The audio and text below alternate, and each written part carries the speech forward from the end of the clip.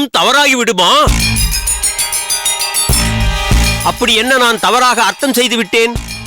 நீ என்ன சரியாக அர்த்தம் செய்து விட்டாய்? தானம் செய்வதை கடமையாக கருதி பிரதியுபகாரம் எதிர்பார்க்காமல் இடம், காலம் இவற்றை கருத்தில் கொண்டு தகுதியான ஒருவருக்கு தானம் செய்தால் அதுவே சாத்விக தானம் என்று சொல்லப்படும். அதைத்தான் அனுபகாரிணே என்று உச்சரித்தேன். தாங்கள் உச்சரித்தபடி உபகாரிணே என்று சொன்னால் ஒருவர் தானம் செய்யும் போது பிரதி உபகாரம் எதிர்பார்த்து செய்யும் தானம் என்று பொருளாகிவிடும் சுவாமி.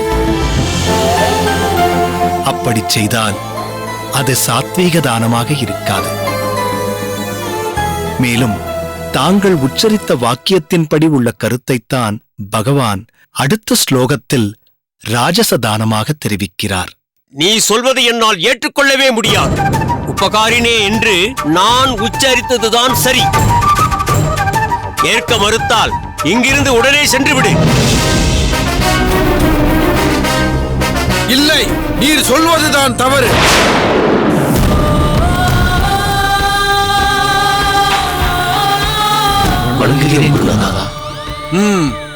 ராமானுஜன் உரைத்தபடி அனுபகாரினே என்பதுதான் சரியான பிரயோகம், உச்சரிப்பு. ராமானுஜன் வெளியேற அவசியமில்லை. என்ன சம்பூர்ணம், ஏதாவது குழப்பத்தில் இருக்கிறீரா? ஏன் இப்படி தவறாக உளறி கொட்டுகிறீர்? இதுபோல் வேறு எங்காவது போய் சொல்லி தொலைக்காதேயும். உம்மோடு சேர்த்து என் மானமும் போய்விடும். மாணவர்களே, ராமானுஜன் உச்சரித்ததுதான் சரி. புரிகிறதா? புரிந்தது.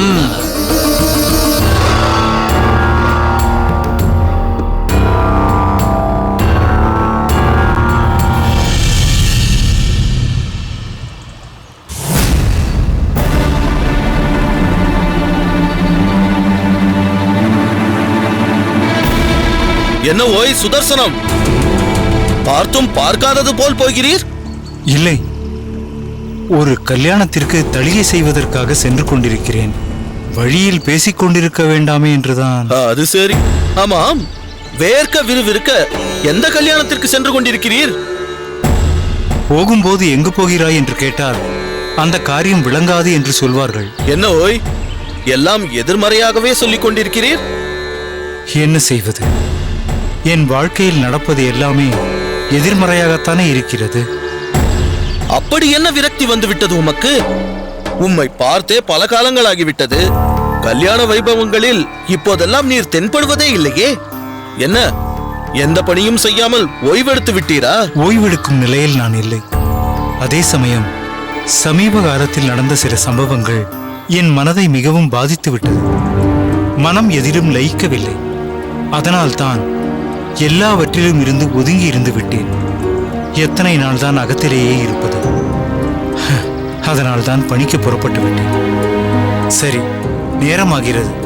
உத்தரவு வாங்கிக் கொள்ளட்டுமா? எங்கே சென்று கொண்டிருக்கிறீர்? நான் கேட்டதற்கு பதிலே கூறவில்லையே. சிறுனை பெருக்கல் கிராமத்திற்கு சென்று கொண்டிருக்கிறேன்.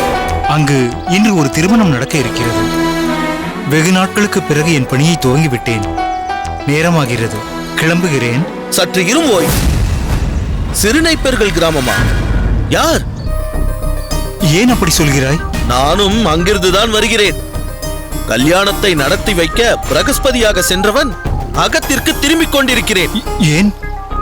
அங்கு ஏதாவது பிரச்சனையா? பிரச்சனையாக இருந்தால் பேசி தீர்த்துக் கொள்ளலாம்.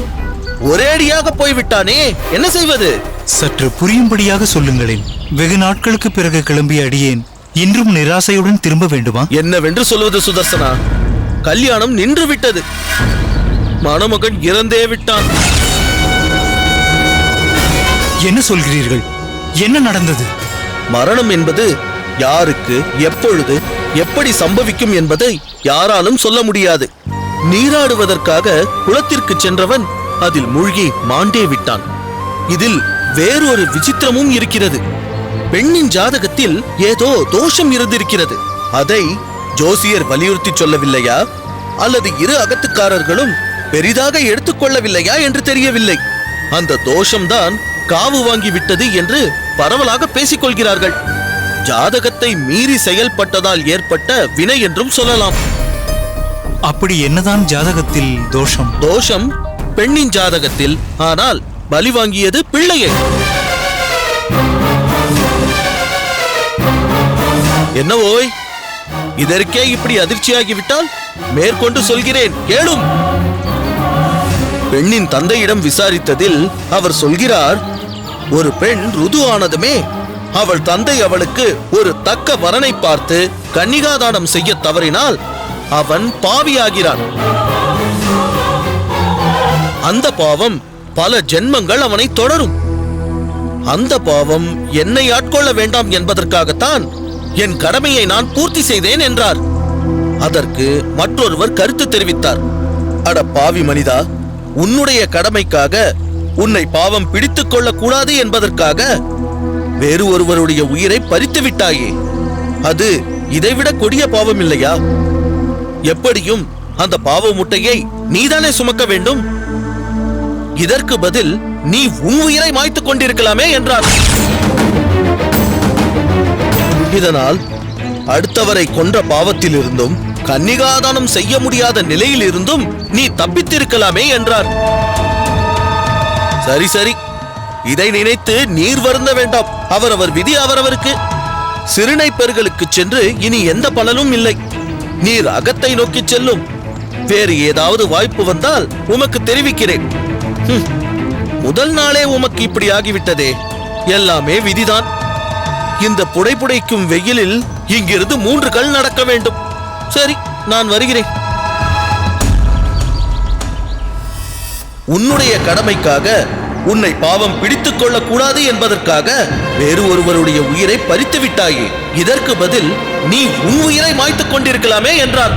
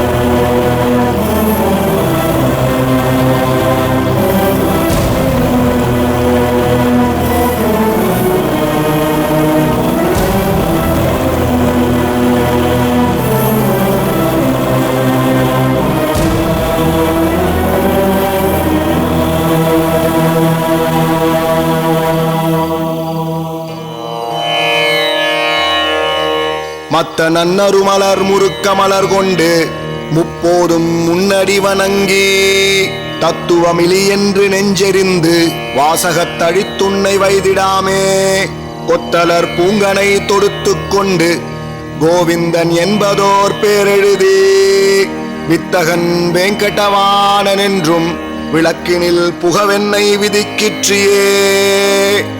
வந்தனம் சுவாமி. வா கோவிந்தா. மாலை பொழுது தாண்டியும் மாலை தொடுக்கும் பணியா?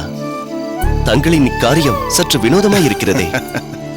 அந்தி சாய்ந்து அடியேன் மாலை தொடுப்பது வினோதமானதும் வித்தியாசமானதும் தான். ஆனால் என்ன செய்வது, இப்பொழுது காயும் வெயிலுக்கு தக்கபடி மாற்றி யோசிக்க வேண்டியிருக்கிறது. உண்மைதான் சுவாமி.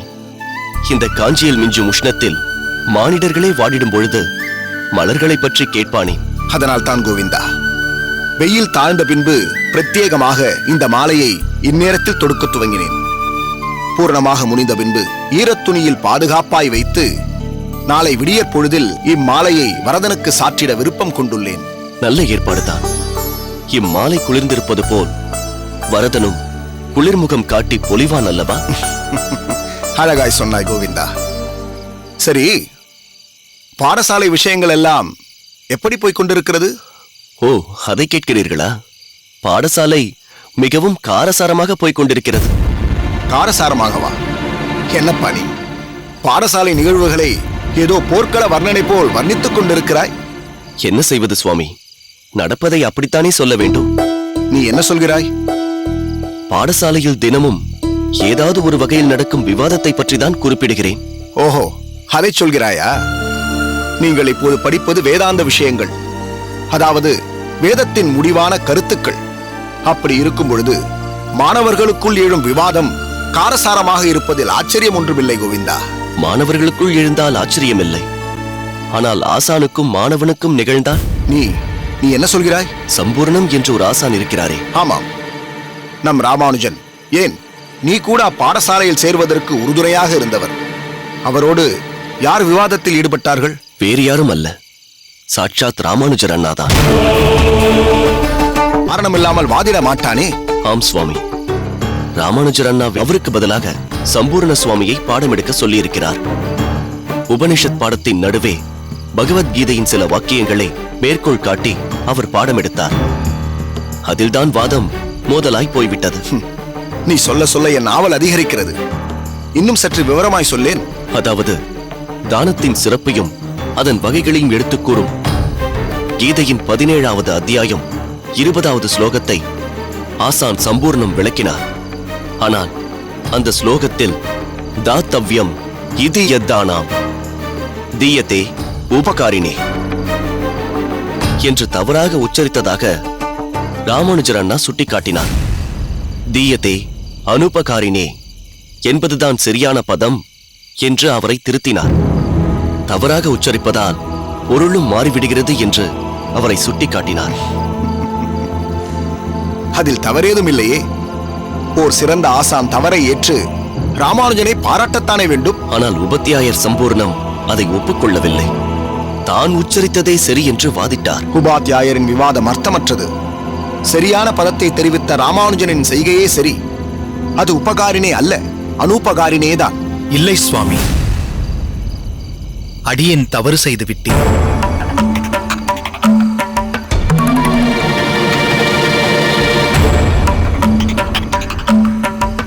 நீ என்ன சொல்கிறாய் ராமானுஜா? நீ உச்சரித்த விதம்தான் சரியானது. சுவாமி, அதில் அடியனுக்கு மாற்றுக் கருத்தில்லை. அதே சமயத்தில் ஒரு ஆசானை அனைவருக்கும் எதிரில், அதுவும் மாணவர்களுக்கு எதிரில் மறுத்தும் திருத்தியும் கூறியிருக்க வேண்டாமோ என்று தோன்றுகிறது. அவசரப்பட்டு விட்டேனோ என்று மனம் சஞ்சலிக்கிறது. குறுக்கிடுவதற்கு மன்னிக்க வேண்டும் அண்ணா. தாங்கள் உடனடியாக எதுவும் மறுத்து பேசவில்லை, அவசரமும் படவில்லை. உபத்தியாயர் தங்களை திரும்ப திரும்ப விளக்கம் கொடுக்கச் சொல்லி வாதிட்டதால் தானே தாங்கள் விளக்கம் கொடுத்தீர்கள். அதை கூட மிகவும் மென்மையாகத்தானே எடுத்துரைத்தீர்கள். இருக்கலாம் கோவிந்தா. வகுப்பறையில் இது பற்றி பேசாமல் தனியாக உபாத்தியாயரிடம் என் கருத்தையும் திருத்தத்தையும் சொல்லியிருந்தால் பெருத்த சங்கடத்தை தவிர்த்திருக்கலாமே. ராமானுஜா, இதில் நீ சங்கடப்பட ஒன்றுமில்லை. இன்னும் சொல்ல போனால் நீங்கள் இருவரும் சொல்வதை வைத்து பார்க்கும் பொழுது நீ செய்தது மிகவும் சரியே. தங்களின் கூற்றை அடியேன் என்றும் மறுத்ததில்லை. ஆனால் எல்லோரின் மத்தியிலும் அடியேன் சொன்ன மறுப்பு ஆசானையே திருத்தியது. அதற்கு யாதவ பிரகாச சுவாமிகள் அடியேனை ஆமோதித்து பேசியது அனைத்தும் உபாத்தியாயர் சம்பூர்ணம் திருமுகம் வாடும்படி செய்துவிட்டது. என்ன செய்வது? பகவானின் திருவாக்கால் வந்த ஒரு பகவத் வசனம் தவறாக பிரயோகிக்கப்படுதலை அடியேனால் சகித்துக் கொள்ள முடியவில்லை. எனவே உடனே மறுப்பு தெரிவிக்க வேண்டியதாயிற்று. இதிலிருந்து என்ன தெரிகிறது? நீ அந்த நேரத்தில் அந்த கருத்தை சொல்ல வேண்டும் என்பது ஹிருதயத்தில் உறையும் சைத்திய குருவான பரமாத்மா தவறான ஒரு விஷயம். மாணவர்களின் மத்தியில் சென்றுவிடக் கூடாது என்று வித்யா குருவிற்கு சுட்டிக்காட்ட சைத்திய குரு உன்னை ஒரு கருவியாக பயன்படுத்தி இருக்கிறார். அவ்வளவுதான். எனவே நடந்த விஷயத்தை குரு அபராதமாக பார்க்காதே. நீ தடுக்காமல் இருந்திருந்தால்தான் அது பெரிய அபராதமாக, பகவத் அபராதமாக ஆகியிருக்கும்.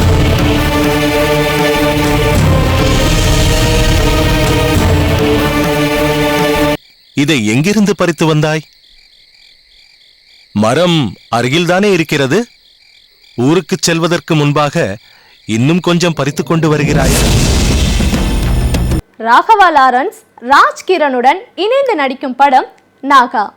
இந்த படத்தை ஆர்பி சௌத்ரி தயாரிக்கிறாரு.